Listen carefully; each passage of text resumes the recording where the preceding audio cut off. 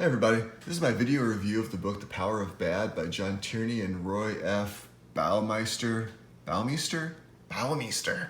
Now the title of this book might scare people off because the average person probably doesn't want bad people to have power, and luckily that's not what the book is about. Now, you can get a better idea of what the book is about with the full title and subtitle, which is The Power of Bad, How the Negativity Effect Rules Us and How We Can Rule It.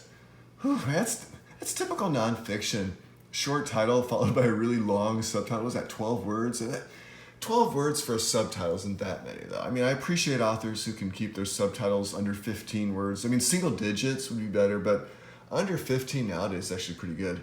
Now, I borrowed this book from our city library's main branch a few days before the city shut down, or before the city shut everything down. And it was an appropriate book to read while most people around me were freaking out. And that's the thing about the current situation. I'm not that concerned about the virus itself. I'm more concerned about how people are reacting to it. I mean, people around are still freaking out, but I'm not freaking out. And it's not really because of the book. The book kind of fits the mindset that I already have. But anyways, get to that in a moment. Out of all the books that I checked out in March, right before the all that stuff hit the fan, and yeah, I still have these books too. It's just, I'm making this video in July, late July, and everything shut down, I think mid-March. So I've been holding on these books for months. They better not charge us for the overdue. Anyways, this one's my favorite.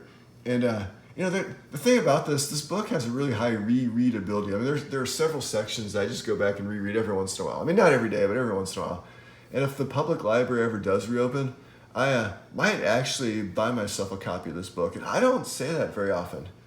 Now, this book was written in 2019, just last year, 2019, so it's not old, but it's old enough that it has no references to the stupid stuff that's going on right now, but it's still relevant.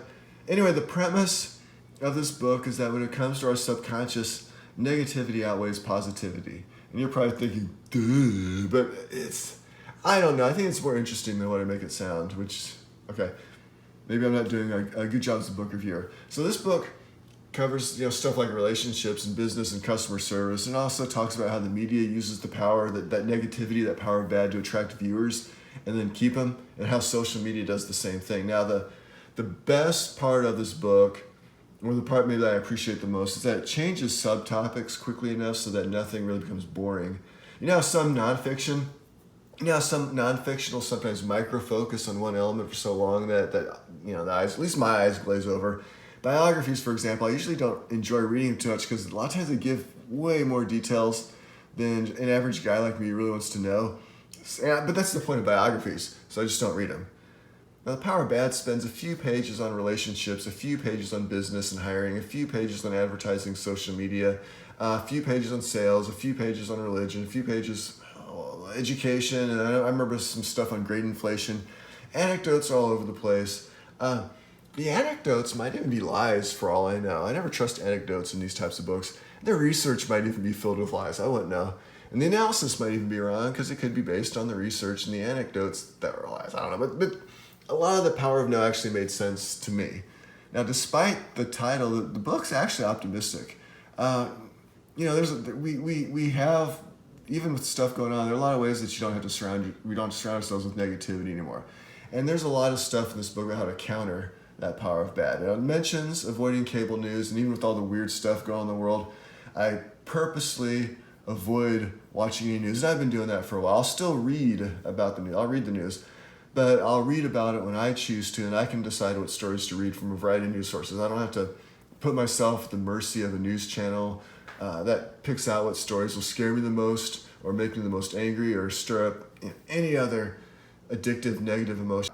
Now, The Power of Bad is a pretty good book to read right now because it doesn't mention any of the crazy stuff going on. But a lot of what the book talks about still applies today.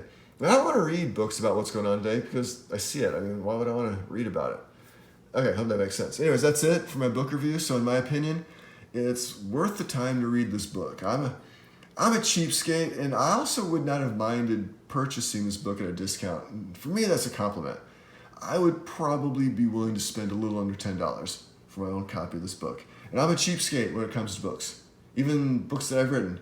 And here's one of my ebooks. Crap is not a bad word. And I'm selling it for only a few dollars on Amazon. even though I think my books are more entertaining than most other books out there. But at the same time, I'm an unknown, and most people don't want to spend a lot of money on books written by an unknown, and I understand that. And if you really don't want to spend money, you can read my stuff for free on my blog, Dysfunctional Literacy. I think that's it. So I hope you enjoyed the review, and I hope you enjoyed the video, and thanks for watching.